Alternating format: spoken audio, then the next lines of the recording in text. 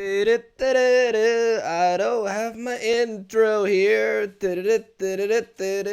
Hello there, Internet. MegaMogwai here, coming at you with another episode of React in the budget style, of course, as we are going to be talking about Lissandra today. Now, these two champions that I mentioned these past couple of days in Lissandra and Talia, I do know what they do. I have seen their cards.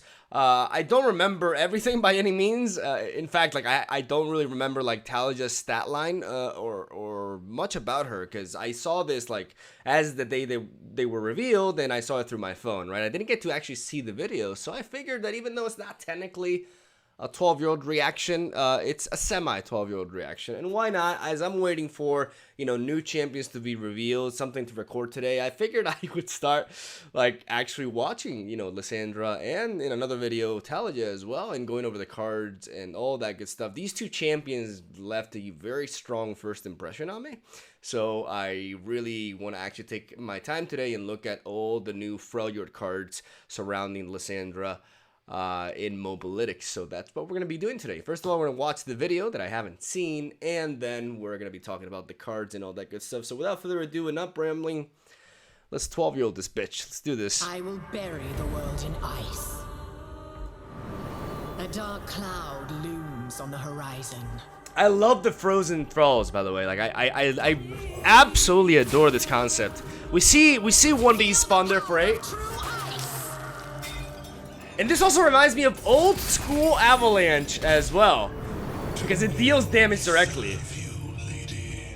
This card is awesome. I love the art. And like I mentioned prior, oh, they're coming! They're coming! Secrets hidden by frost. Oh god, that's so sick! I am eternal. Dude, I think she's my favorite. Fuck, I can't. No. Kindred. But she's a strong number 2. I just love this thematic, man. I love this like villain sort of approach. I fucking love it. Succumb to the cold. We see that's like a very interesting source of removal in a region that also has access to burst speed frostbites, right? So Freljord is packing up to be a potential alternative for a control region. I am inevitable. She's Thanos. Female Thanos. Shatter.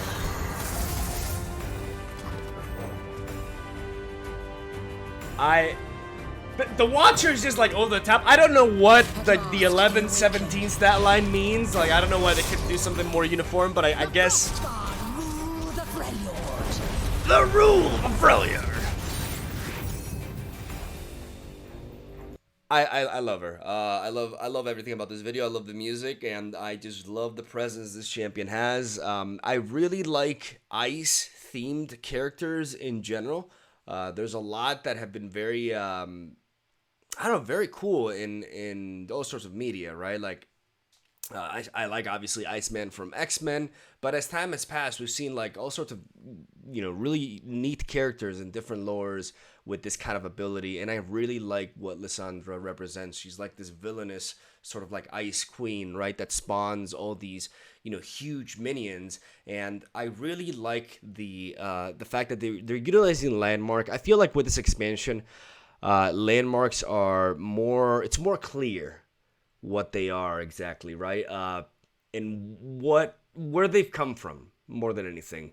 I think the biggest inspiration for landmark has to be Shadowverse and the emblems. I think that's ultimately what's going on here. It wasn't as clear as first, but now that we've seen landmarks that have countdown effects and convert into something, but more than anything, the countdown effects, that's something that, in case you don't know, Shadowverse does. And implemented as a card game, even though Shadowverse is not the most original of card games by any means. In fact, it's kind of, people have referenced it as anime Hearthstone, right? And it's not, it's not unwarranted, right? Like, it is a, I'm going to take these off. It is a card game that mimics many aspects of Hearthstone, and the emblems alongside the evolution mechanic in that game are pretty much the few things that differentiate it from most other generic digital card games, right? But I really like the emblem design in the game, and I think the Quakes here, what were they called? Like, what's the thralls, right? The thralls are a very, very good mechanic that I think has been heavily inspired on this. I really like it. I like the fact that we have the 5-drop as well, which looks badass as hell. Like this guy right here. He's gives you the ability to, like, go from countdown 4 to 0. So basically halfway get to an 8/8 with Overwhelm, with a pretty decent stat line as well. You're paying like 1 more mana for his effect, really, as he does have a vanilla stat line that equates that of the Bull Elnuk. So solid body on the board that's going to be difficult to take down because of the 5 health. He's going to be punching for some good damage as well. That's going to enable you to start overwhelming the opponent with some momentum, as he's really going to speed up your early investments. And I just really like the looks of this archetype. I have been exploring Freljord as a control region for a while now, and I believe it is very underrated in that role, as I think there is a solid archetype with Tahm Kench. I think Tahm Kench is actually very much viable with Freljord, though people only focus on the Soraka variant. I haven't really showcased that deck publicly because of the move, but I had it ready and it was doing really good for me in ranked, and I think it was a potential really good deck to bring for a tournament as well, as it did counter a lot of meta decks. But my whole point with this is that Freljord has a lot of potential as a control region, and with all these new tools like the Ice Shard right there, you guys can see, reminds me of the priority move from Pokemon, like Mamoswine's Ice Shard. But this brings you back to Beta Avalanche that deals damage to the Nexus as well, and allows you to, in conjunction with Avalanche, potentially have a control strategy that has really reliable board wipes. And the biggest thing about this is we have seen Freljord in control decks before with Shadow Owls, but because of all these new cards and all these new tools appearing, and even we see Lissandra's signature spell as well as like a different form of removal that kind of mimics Vengeance, this is going to be the beginning of Freljord kind of like moving away from Shadow Owls and being able to be combined with other regions for a control strategy. And that's extremely exciting to me, especially when it represents Lissandra at the front, right, of that sort of strategy. And she's really dope. I love the fact that she's focused on a controlled sort of like late game payoff strategy, and I really, really, really love how they're implementing landmarks, and they're making them, in this case, they're just like early game investments. You're sacrificing tempo for some massive value later down the line, and I really like that approach for this card type. So without further ado, we're going to go on to Mobalytics and take a look at some of the cards for Lissandra right here, as I have quite a bit to say about them. So yeah, let's just jump into it directly. All right, so as I did this transition, they revealed the new champion. So I'm gonna get this done and immediately jump onto. I didn't even see the name. I know it's a girl, but I figured she's Shurima. I don't know. I'm very excited about that. I want to get on top of that. So, Jesus, don't take that in context. And like I said, I want to cover that, right? So I am going to talk about this. I'm gonna finish this video and then I'll be into that. Just, if you see any sense of like rush, it's because of that, basically. Good timing, Miguel. Like, fantastic. All right, so we got Lissandra here. We have the Watcher, 17 mana that says it's an 11/17, which, like I said, is very weird. I don't know if there's like another meaning to this specific stat line, but I don't know why at this point just not make him 17 power. But I mean, there could be some lore-related reasoning, but because otherwise it doesn't. I mean, these numbers, when they're this high, it doesn't really make that much of a difference, really. It costs 0 if you've summoned 4 or more allies that cost 8 this time, which includes the Frostguard Thralls that will be generated from the Frozen Thralls, by the way. And as you attack, you obliterate the enemy deck. So a powerful finisher right here. As we see with Lissandra, when I'm summon a Frozen Thrall, and then if you summon 2 allies that cost 8 or more, when I level up, create a Watcher in hand. So every time you level up Lissandra, you will be generating the Watcher, right? And this is kind of like the late game win condition. We've been talking about this control archetype, but control archetypes need something to look forward to, right? They need a late game sort of, like I said, win condition that will overwhelm most other strategies. That's what control decks do. They thrive in longer games. They are designed to win longer, dragged out games. So given Lissandra, who is, in my opinion, a fantastic example of a control champion for this game, a win condition, something, to work towards, that will be super overwhelming in the sense of the Watcher. You're obliterating the enemy deck, so it doesn't matter what they do. You are leaving them without draws from that point onwards. Like, when you obliterate the enemy deck, at the start of the next round, as they try to draw, if they can't draw anything, they will automatically lose. In case you're new to Runeterra, that's how milling works in this game, right? It depends on card games, but in this game, if you can't draw a card, you're done. So unless you have a champion on the board with his signature spelled in your hand, or basically another copy of your champion that can allow you to shuffle a champion into your deck, maybe you can buy yourself one turn this way. Otherwise, the Watcher is pretty much, it's the ender, rather, if he gets to attack. He has to attack, though. So the moment you play the Watcher, if the opponent does have an answer, like a Vengeance, for example, or even an Entome, I don't know if I pronounced that right, then all of a sudden you have a win con that does welcome play. I think this just modified because they just introduced the new cards. So everything got changed in position. We're not going to be looking at that in this video. I don't even know when I'm going to upload this video, but probably on Sunday. Regardless, I really like Lissandra. As you guys can see here, when you level up, your Nexus is tough. And I absolutely adore this. Something to point out is that this single-handedly counters mushrooms, puff caps, because puff caps deal 1 damage each. So if your Nexus is tough, then you're taking no hits from puff caps. So she could be like a direct counter to the Teemo Ezreal decks that have been running around, right? But there's so much more. Any sort of burn deck will hate Lissandra, like absolutely despise Lissandra. I love this ongoing effect because it is another way to be defensive, or another way to promote a control strategy that doesn't just revolve around health gain, because that's kind of like Shadow Owl's thing, right? Health gain, you get to heal your Nexus. After you take damage, you get to rebuild that. But what about protecting the Nexus and preventing it from getting damaged as much to begin with? That's a different approach that has the same result, and I love that. I love giving different sort of like play patterns for late game decks like this, and this is just an amazing design. I fucking love it. Like, I really, really like this right here. When I'm summoned, summon a Frozen Thrall, so the same as before, and then round start, create a fleeting 0-cost Ice Shard in hand. This is the tits. Like, honestly, Lissandra is just...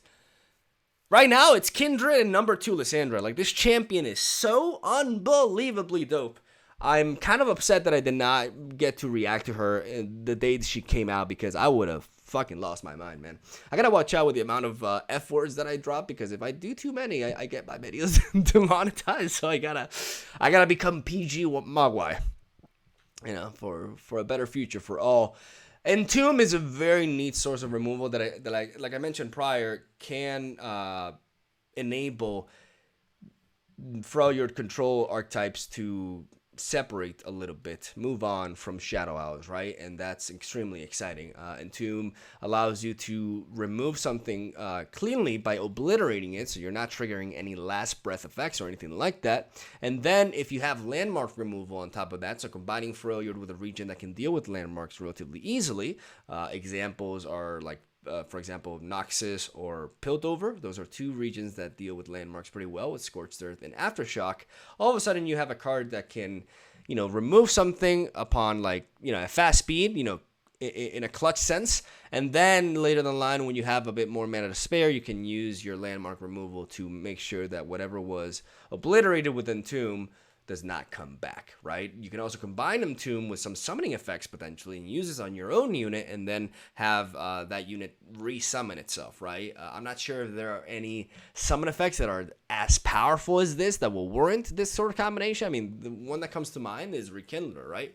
But it feels like there are better ways to synergize with stuff like Rekindler by just playing stuff like Chronicler of Ruin, for example. So I'm not sure how much utility it will have when it comes to quirky combos for your own sake, as I believe 99% of the time this card will be used as a removal and will be used on an enemy unit. Even though the flexibility is there, and it's important to note it, right? We got Frozen Tomb here, a 0-mana landmark. Countdown 2, summon an exact copy of the Obliterator unit and replace. And I just realized this is the Entomb. I got a little bit ahead of myself there. We got the Frozen Thrall here, countdown 8, summon a Frostguard Thrall. Here's the 8-mana 8 with Overwhelm. Like I said, this is a very, in a way, it's kind of a ripoff of what I mentioned, right? The Shadowverse sort of like emblem thing, but I love it. I think that's one of the best things Shadowverse had when it comes to this core design, And I really like the fact that this game is going to have something similar in that sense. I love early investments like this, and I love the fact that you can tweak and you can mess around with this countdown with other cards. It's just fun, man. Like, this archetype feels like it's going to be mad fun to play and super interesting to build as well. We got the Ice Shard, we mentioned there. We got Draklorn, the Draklorn Inquisitor. I don't know. Inquisitor? I don't know how you pronounce that, actually. Very, very neat card. Oh, I love the Blight. Oh, my God, the Blighted Raven, another example. Even health gain, which is something more reserved for Shadow Owls. We do have examples in Freljord, though. We have the Catalyst of Aeons, and we have the Tavern Keeper, and now we got the Blighted Ravine, a.k.a. Avalanche, or rather Delayed Avalanche with health gain. 4 health gain. That's a lot. That's backbreaking against Burn in general. I love this card. I just love the design. I love the fact that it can be disrupted. It can be interacted with. It does give your opponent 1 turn to deal with it, and that's just really cool, man, because that's going to lead to a lot of, when you're facing this sort of Freljord archetype, you need to be very wary of your landmark removal, right? And not utilize Scorched Earth too early on something else, and then get Blighted Ravine to oblivion. I don't know if that's even a proper way to express that, but yeah, you get what I'm saying. Really, really dope design that I think will pretty much be an auto include in this sort of Lissandra archetype. Really, this card feels way too good. You're paying the price, but normally with Avalanche, you can use it on your turn anyways, and it's slow, right? So this also makes it so that what's very interesting about Blighted Ravine is that it may seem strictly worse than Avalanche if you don't take the Nexus health gain into account. But the reality is, by playing the Blighted Ravine, for example, on your turn when it's your attack token, you make it so that your opponent can't try to wait until you go for the board wipe and then try to rebuild their board before their turn so they can go with a strong open attack. They have to set up everything they can before the round end if they want to lead off with an open attack, and Blighted Ravine will stop that from happening, because if your opponent develops too much, then they're going to lose all those units anyways, right? If they have 2 health or less. This also deals damage to the face, which is important to know. So you're not really healing. You're technically not healing 4. You're healing 2, right?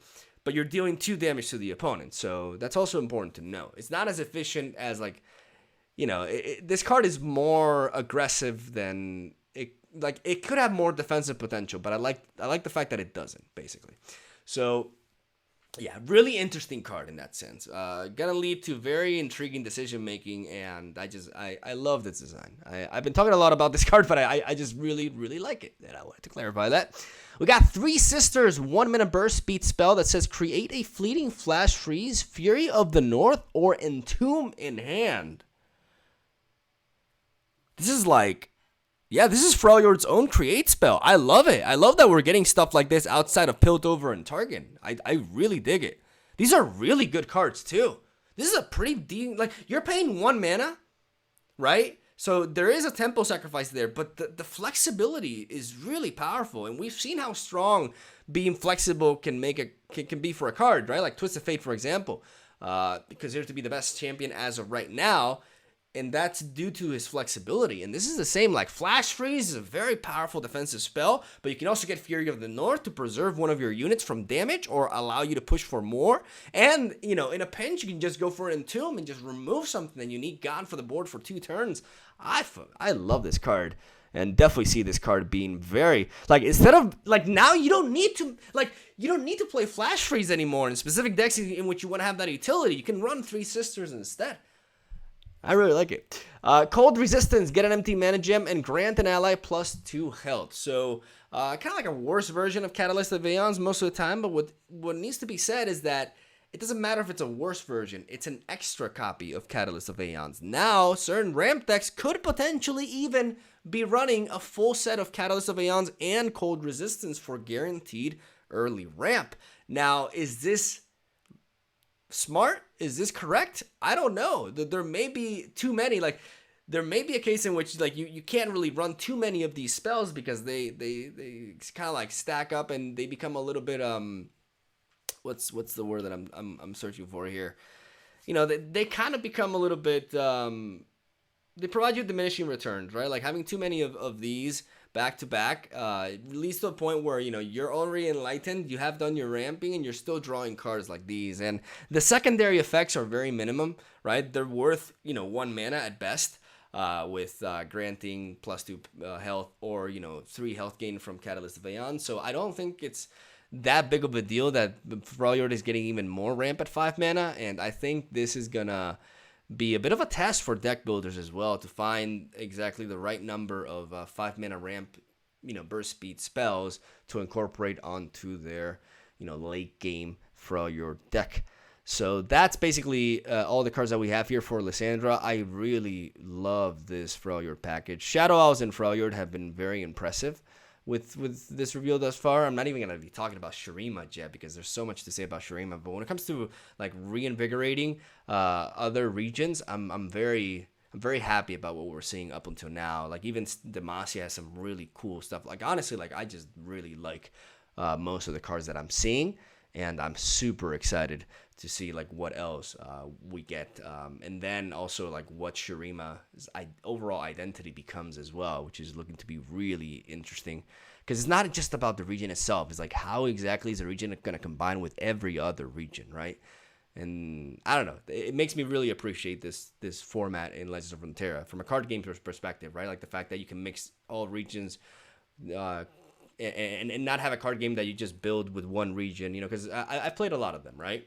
And it's changed from one to another. But this kind of like sort of like semi-MTG approach is really ideal, and I'm super excited to combine both Freljord and Shadow Owls, but with other regions, not with each other. We've seen too much of that, and what I really like about these cards is that they help you move away from that as well, which is super exciting. So that's where I'm going to leave this video at. I got a new champion to 12-year-old react to right after I'm done with this. So we're going to hop on to that immediately. And yeah, thank you guys for watching. Hope you enjoyed this video. You know, not exactly a reaction, but super, super exciting stuff, man. I'm just honestly like, I have to be real with you guys. I like Targon, but I never was particularly like blown away. Like there are, you know, cases like, you know, Aphelios. I also really like Victor and stuff. But for me, Bilgewater was Rising Tides rather was a much better expansion in my opinion, right? Like I'm Targon is not really one of my favorite regions. I think it's a bit toxic in some aspects, and I wasn't too pleased with the design. It's not like I hated it or anything, right? But this expansion just feels so much more fresh and so much more exciting. Even the characters themselves just seem more interesting to me. You know, like Targon is just one mountain, right? But this is like an entire empire on the desert, and there's so many stories to be told, and so many characters to explore, and so many strategies that can be represented in a very dope way. And I think they're doing a fantastic job at it. At least they definitely did with Lissandra. And that's where I'm going to end my tech talk. Thank you for watching. Have a soul day. Hope you enjoy the video. I'll see you guys around.